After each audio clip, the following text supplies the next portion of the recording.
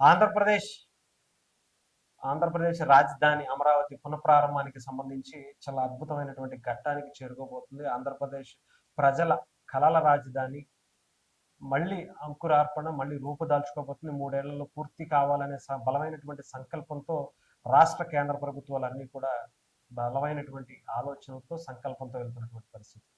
ఇకపోతే ఇక్కడ ఈ కార్యక్రమానికి అటు ప్రధానమంత్రి నరేంద్ర మోడీ గారితో పాటు చాలా మంది ప్రత్యేకమైనటువంటి అతిథులందరినీ కూడా ఆంధ్రప్రదేశ్ ప్రభుత్వం ఆహ్వానించుకుంది, ఇంక్లూడింగ్ జగన్మోహన్ రెడ్డి గారితో సహా.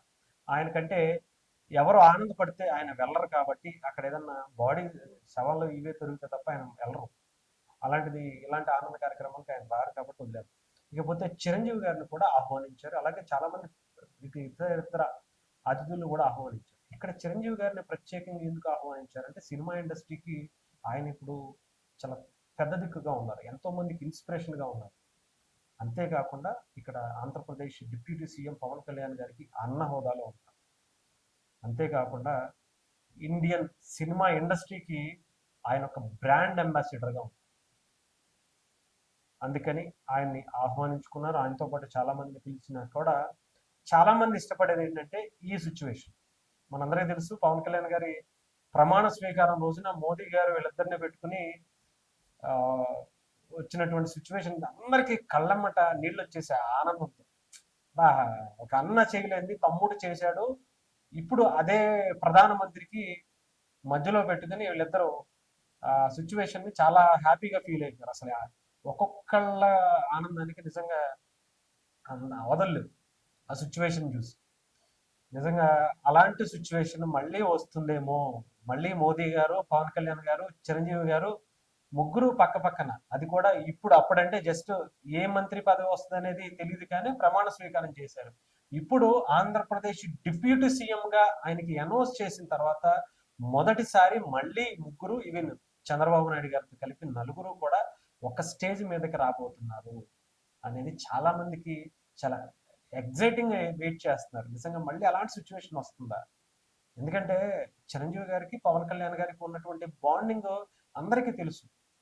ఒక తండ్రి కొడుకులకు ఉన్నటువంటి బంధుత్వం, రిలేషన్ ఎలా ఉంటుందో అలా చూసుకుంటారు. పవన్ కళ్యాణ్ గారి చిరంజీవి గారిని, సురేఖ గారిని కానీ.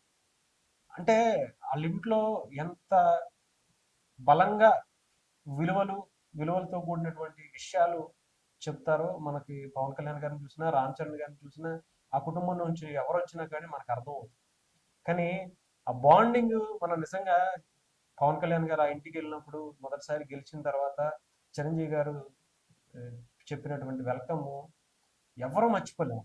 అందరం కూడా అసలు ఆ వీడియో చూస్తే మన ఇంట్లో వ్యక్తి గెలిచి ఒక ఆహ్వానిస్తే ఎంత ఘనంగా సెలబ్రేట్ చేసుకుంటామో అలా ఫీల్ అవుతాం. అది కూడా చిరంజీవి గారు చేయటం, దండయటం, అక్కడ అనేకమైనటువంటి ఒక వసుదైక కుటుంబం అంటే ఎలా ఉండాలి, చిన్న చిన్న విభేదాలు ఇప్పుడు ఏదో ఒకటి రకంగా వస్తానే ఉంటాయి. కానీ మేము ఇది కదా అసలు సిసలైనటువంటి భారతీయ కుటుంబం అని మోదీ గారు కూడా ఆ వీడియోని చూసి కళ్ళమ్మ నీళ్ళు తిరిగాయట. అదే విషయం ఆ రోజు చిరంజీవి గారికి చెప్తే ఆయన కూడా చెప్పారు. ఆ వీడియో నేను కూడా చూశాను, చాలా హ్యాపీగా ఫీల్ అయ్యాను. ఇది కదా మన విలువలతో కూడినటువంటి మన భారతీయ అసలు సిసలైన కుటుంబంలో ఉన్నటువంటి అన్యోన్యత, ఆప్యాయత అనేవి కూడా మీ కుటుంబంలో కనిపించాయి. అలాంటి ఒక వ్యక్తులు మళ్ళీ ఒక స్టేజ్ మీద కలుస్తున్నారంటే చాలా హ్యాపీగా ఉంది. చూడటానికి ఎలా ఉండబోతుందని ఈగర్గా వెయిట్ చేయాలనిపిస్తుంది. చూద్దాం.